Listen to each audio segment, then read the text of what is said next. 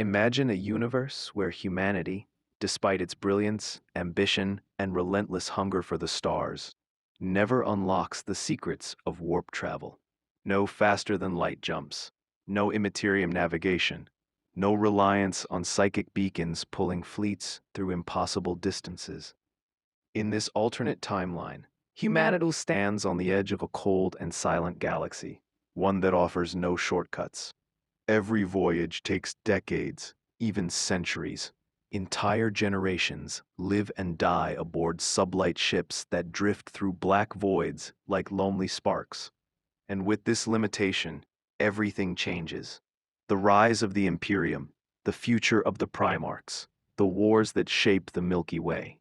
Nothing follows the path we know. So today, let's step into that universe and ask the question: what becomes of humanity when the galaxy suddenly becomes 1,000 times larger, darker, and more unforgiving?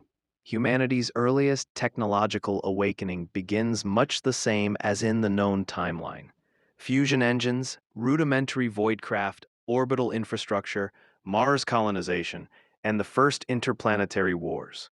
But everything shifts the moment warp theory fails.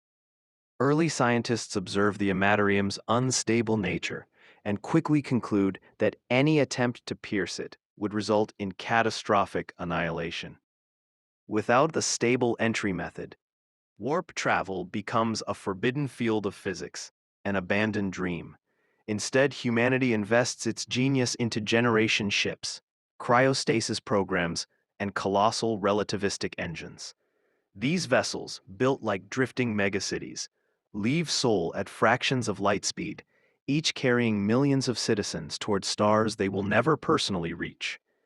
While slow, these migrations shape a unique culture, one built on patience, endurance, and the acceptance that human destiny unfolds not in sudden leaps, but in the quiet persistence of centuries. Without warp travel, the Age of Strife never erupts in the same devastating manner. No violent psychic storms tear apart communication lines. No interstellar civilizations collapse under unpredictable warp tides. But that does not mean peace. Instead, humanity faces a different kind of fragmentation. Distance itself becomes the Great Barrier. Colonies separated by dozens of light years can take 50 years just to send a message and a century to receive a reply. Over time, the once unified human identity fractures into countless local cultures, some advanced, some primitive, some drifting into their own isolated philosophies. By the end of the second millennium, humanity's expansion resembles a vast archipelago of lonely star systems, each evolving separately. The idea of a single empire becomes unthinkable. And in this growing silence, powerful machine-governed polities and hyper-rational scientific states rise, filling the vacuum left by the absence of psychic chaos. The greatest divergence arrives when the figure known in other timelines as the Emperor never attempts to create a warp-reliant galactic unification. In this version of history, his focus shifts entirely to the perfection of sublight civilization. He becomes more of a hidden architect, guiding technology, genetics, and philosophy from the shadows, ensuring humanity does not stagnate. His greatest project becomes not the Primarchs, not warp mastery, but the creation of quantum-linked machine intelligence, capable of stabilizing communication across light years without breaking physics. Instead of a psychic beacon, a network of entangled core transmitters emerges, rare, difficult to produce, but capable of sending data instantly across space. This breakthrough becomes humanity's first true superpower. While it cannot move ships, it connects minds and governments. For the first time in centuries, humans scattered across the void regain a shared voice, and with it, a fragile hope. Yet danger lurks. Without warp travel, humanity avoids demonic threats, but other enemies remain. The Necrons awaken from their tombs in cold silence, detecting slow-moving human fleets crossing their territories like insects brushing against a sleeping predator.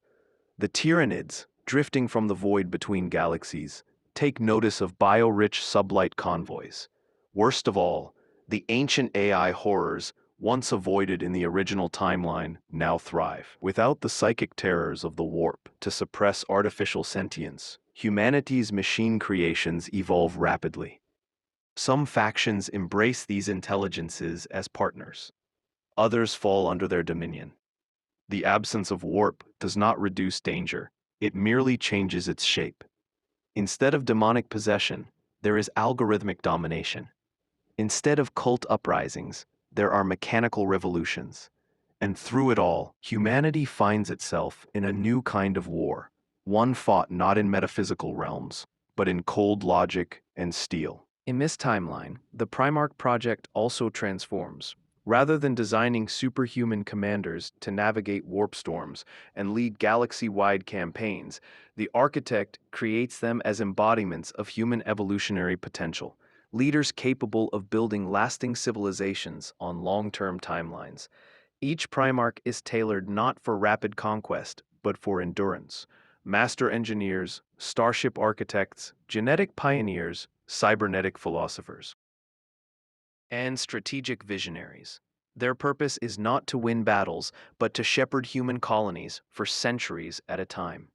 As they spread across the stars in sublight megaships, they become icons of a civilization that measures progress in lifetimes rather than moments.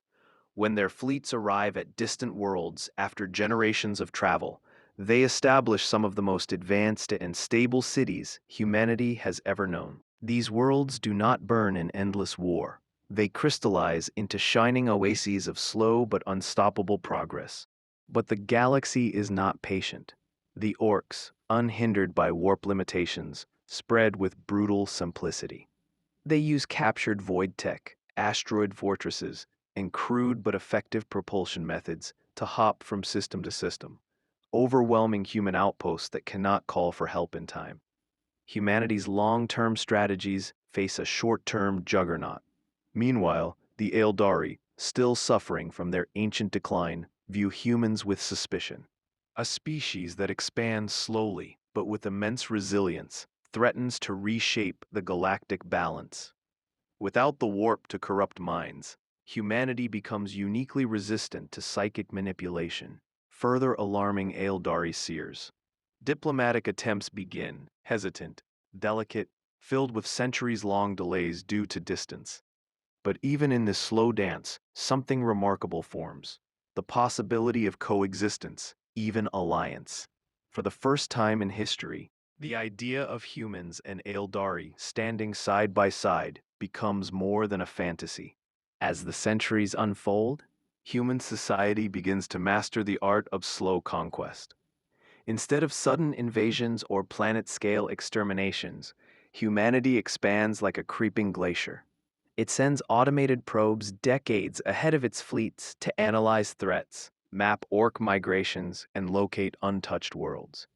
Massive orbital foundries, some kilometers long, are constructed to fabricate entire fleets without ever needing warp transport.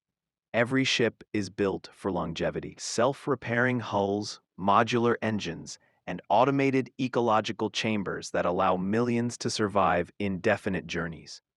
The absence of warp travel forces humanity to create a civilization built on patience, engineering, and unshakable resolve.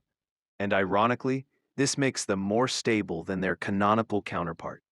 There is no sudden collapse, no madness from the immaterium, no unpredictable telepathic plagues. Humanity evolves into a species that thrives under pressure, slowly preparing itself for the galaxy's most distant frontiers. Still, the shadows of old threats remain. When the first Necron dynasty fully awakens in this timeline, humanity's sublight ships become perfect targets, slow, predictable, unable to escape. Entire convoys vanish without a trace. Cold metallic phalanxes strike isolated colonies and disappear into tomb worlds before any message can travel back to Sol. In response, humanity develops a new defense doctrine: sentinel networks. Thousands of autonomous battle satellites are deployed around colonized systems, linked by quantum cores.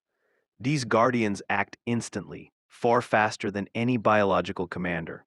When a threat emerges, The network coordinates a defense across millions of kilometers with absolute precision.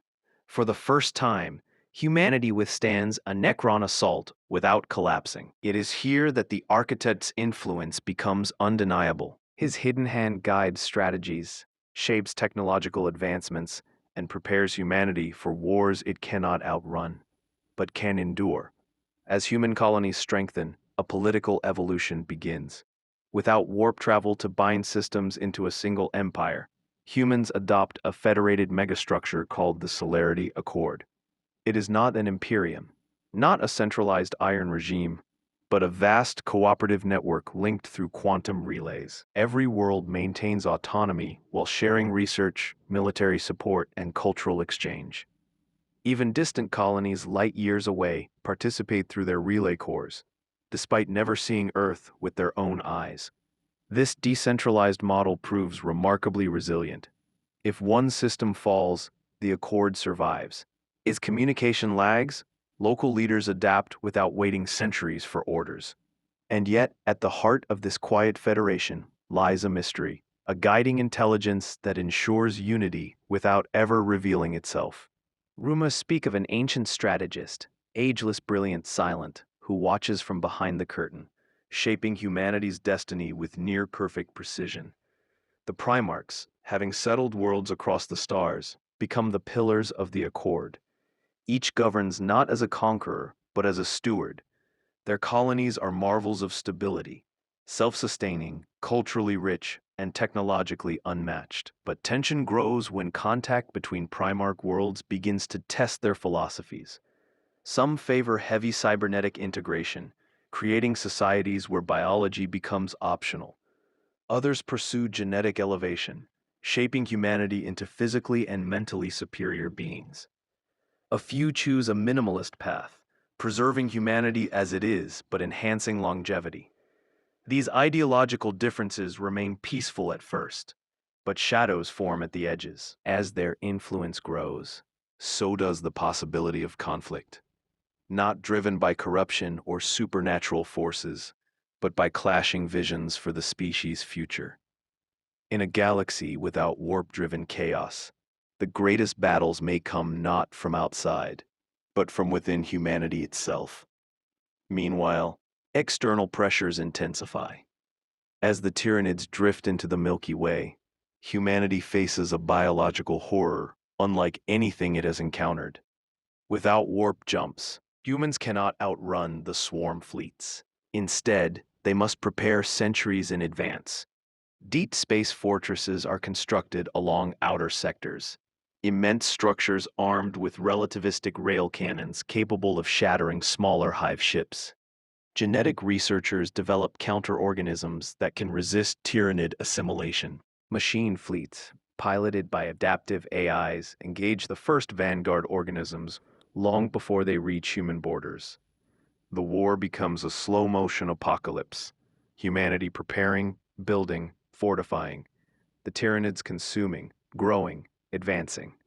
Both sides are relentless, but not unstoppable. In this grim duel, humanity's patience becomes its greatest weapon. Over time, humans learn to predict hive fleet trajectories decades before they arrive, turning the galaxy itself into a strategic map of survival. And yet, despite the external threats, the most transformative moment of this timeline comes when the Celerity Accord achieves what no warp-bound Imperium ever could: interspecies diplomacy. Through centuries of cautious contact, humanity forms a stabilizing relationship with the Eldari. At first, the Eldari treat humans as a barbaric, slow-moving species.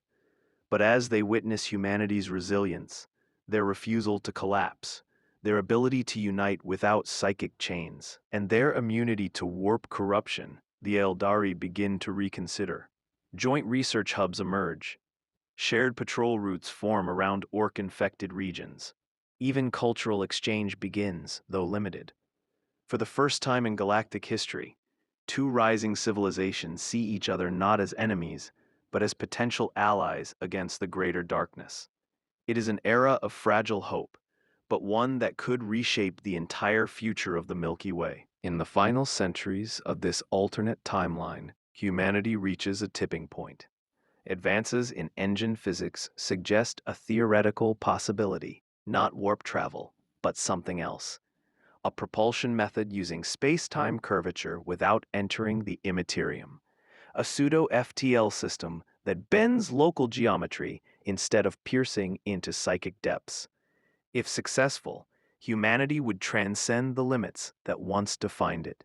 But this breakthrough creates debate across the Accord. Some fear that tampering with space-time could awaken ancient threats or destabilize the fragile balance they've built. Others argue that standing still means surrendering the galaxy to faster, more aggressive species.